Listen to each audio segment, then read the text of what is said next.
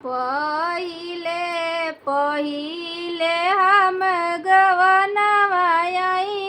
पियावा समुझावले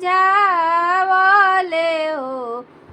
ए धनिया सोचिए बुझिए तू रहियत आमा मोर लड़ाकिन बाड़ी अवरु झगड़ाउन बाड़ी हो।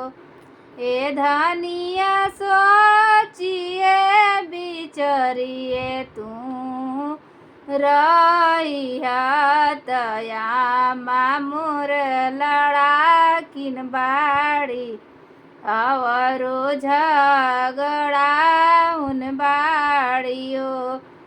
ढकनी भर सासु मोरे आटा देली ठेपी भर तेल देली हो। ए बहुआ रची रची पूड़िया पकइया खनिहारवा हमरो ज्यादा बाड़े हो। ए बहुआ रची रची पूड़िया पकइया खनिहारवा हमरो ज्यादा बाड़े हो। 5 गो तो बेटा 5 पतोहिया बाड़े 5 पटीदरवा बाड़े हो।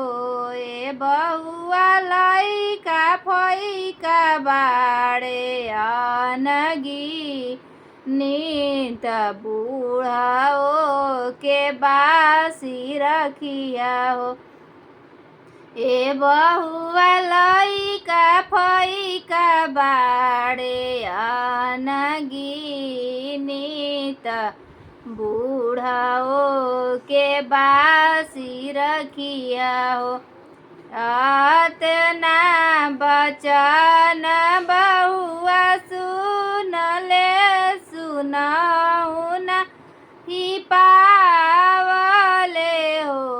ए मामा ए सासु बड़ी जोर से बथेला कपार खनिहारवा अपन खियाव खनिहारवा अपन खियाव हो।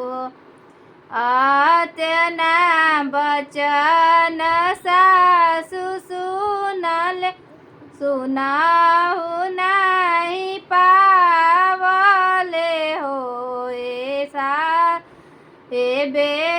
ए सासु खाड़ा भइले बेटावा के आगवा त हाथ में छेकुनैया ले हो। ए सासु खाड़ा भइले बेटावा के आगवा त